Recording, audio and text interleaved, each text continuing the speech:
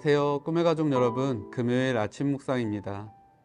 제가 직장인으로 사회에 첫 발을 내딛게 되었을 때 제가 소속된 부서의 부장님은 술을 드실 때마다 깊은 한숨을 내쉬며 이렇게 말씀하셨습니다. 다시 태어나면 이렇게 살진 않을 거야. 이건 진짜 내가 원하던 삶이 아니야.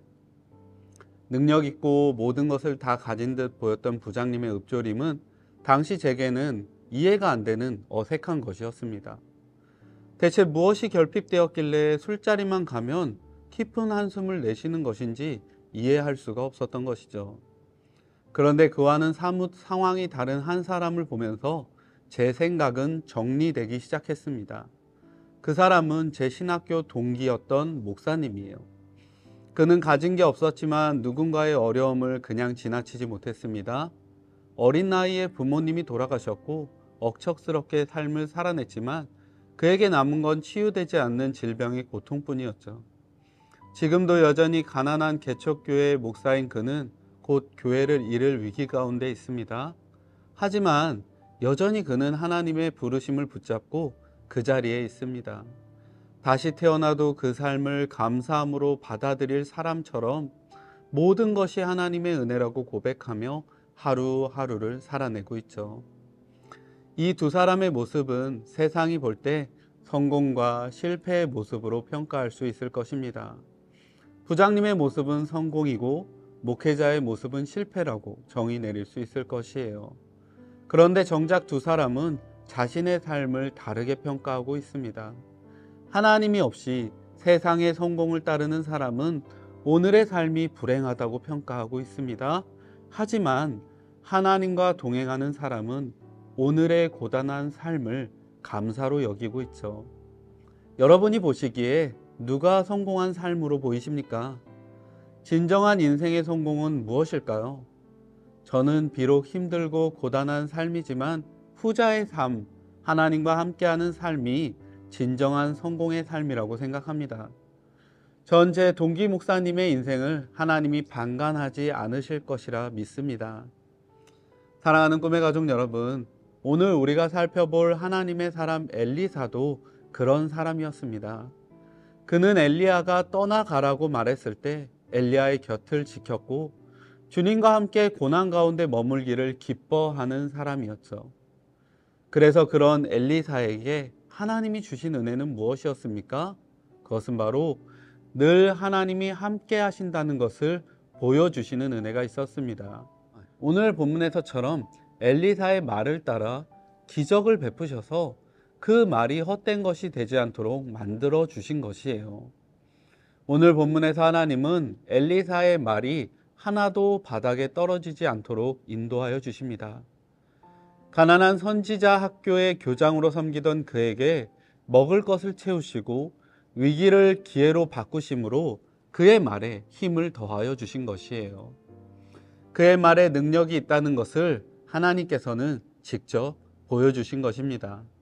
특별히 오늘 본문에서는 두 가지 놀라운 일이 기록되어 있습니다.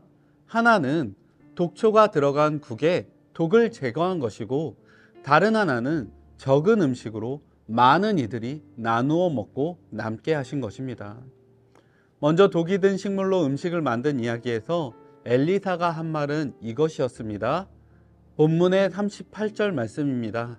엘리사가 자기 사환들에게 이르되 큰 솥을 걸고 선지자의 제자들을 위하여 국을 끓이라. 선지자 학교가 위치한 길갈이라는 곳에 흉년이 들었습니다. 그래서 엘리사의 제자들은 먹을 것이 없는 빈궁한 상태였어요. 바로 그때 엘리사는 제자들을 위해 국을 끓이라고 사환에게 명령하게 됩니다. 사환이 국에 넣을 것을 찾아 돌아다니다 들 호박을 발견하고 그것을 따서 가져오게 됩니다. 흉년의 시기에 아무도 건들지 않고 나무에 열려있는 열매는 불행히도 독이 든 식물이었어요. 사환은 이 독이 든 열매로 정성껏 국을 끓여냅니다. 그리고 그것을 나누어 주죠. 사람들은 허기진 배를 채우기 위해 이 국을 떠먹기 시작했습니다. 그런데 그때 제자들이 이렇게 외쳤습니다. 본문의 40절 말씀입니다. 무리가 국을 먹다가 그들이 외쳐 이르되 하나님의 사람이여 솥에 죽음의 독이 있나이다 하고 능히 먹지 못하는지라. 국을 맛본 누군가가 외쳤습니다. 이 국에는 사람을 죽이는 독이 들었다. 사람들은 혼란에 빠질 수밖에 없었습니다. 왜냐하면 이 국을 먹은 사람들을 물이라고 지칭하고 있기 때문입니다. 사람들은 집단으로 사망할 수도 있는 상황을 마주하게 된 것입니다. 이는 곧 하나님의 사람 엘리사에게도 위기가 되었습니다. 엘리사의 말을 따라 끓인 국, 그 국에 들은 독, 그 독을 먹고 증상을 보인 사람들, 이는 위기입니다. 모든 책임이 엘리사에게 몰릴 위기인 것입니다. 하지만 그 순간 엘리사는 밀가루를 가져와 솥에 뿌립니다. 그리고는 이제 먹어도 된다고 선포하고 국을 나누어 줍니다. 밀가루에 신비한 성분이 있는 것일까요? 성경은 독이 사라졌다라고 기록합니다. 두 번째로 기록된 이야기는 적은 음식을 나누어 주라고 말했을 때 그 음식이 100여 명이나 되는 사람들에게 나누어 주고도 남은 이야기입니다. 하나님의 말씀을 전했을 때 구약판 오병이어의 능력이 나타났던 것이에요.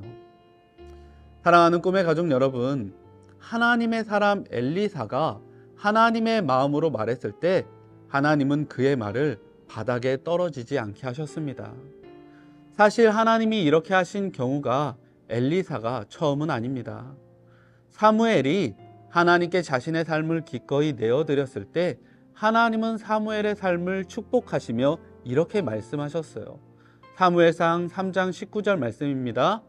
사무엘이 자라매 여호와께서 그와 함께 계셔서 그의 말이 하나도 땅에 떨어지지 않게 하시니. 하나님과 동행하는 사람의 말은 땅에 떨어지지 않습니다. 사무엘이 그랬고 엘리야와 엘리사가 그랬습니다. 그리고 오늘 그 위대한 은혜의 줄기가 우리에게 흐르고 있습니다. 그러니 여러분, 입을 열어 기도하시기 바랍니다. 하나님께 입을 열어 기도하여 우리의 말이 하나님께 다 우리의 삶 속에 이루어지는 것을 바라보는 축복이 여러분의 삶 가운데 가득하기를 소망합니다. 인생이 어렵고 뜻대로 되지 않는다고 해도 낙심하지 마시기 바랍니다. 절대로 절망할 필요 없습니다. 늘 주님을 사랑하고 주님께 기도하는 성도가 될 때 우리의 기도를 통해 하나님이 일하시는 기적을 바라보게 될 것입니다. 우리의 기도는 하나님이 일하시는 기적의 시작이며 인생을 변화시키는 놀라운 능력이 됩니다. 이 믿음으로 오늘도 기도로 주님께 나아가는 꿈의 가족 될 수 있기를 바랍니다. 입술에 주신 권세를 믿음으로 오늘도 주님의 능력을 구하는 꿈의 사람들 될 수 있기를 간절히 소망합니다. 함께 기도하시겠습니다. 사랑의 주님, 감사합니다. 오늘도 우리에게 주신 놀라운 권세, 하나님을 사랑하는 자들에게 주시는 그 위대한 권세를 우리가 누리길 원합니다. 우리의 입술을 열어 기도함으로 그 권세를 사용할 때마다 하나님께서 직접 일하여 주셔서 그 기도가 바닥에 떨어지지 않게 하시며 하나님께서 들어 응답하시는 놀라운 역사가 우리의 삶 가운데 가득할 수 있도록 주님께서 축복하여 주시옵소서. 오늘도 간절한 마음으로 기도하는 하나님의 사람들의 기도를 들어 응답하시며 하나님께서 그 기도를 통하여 일하심을 우리의 삶 가운데 보여주시옵소서.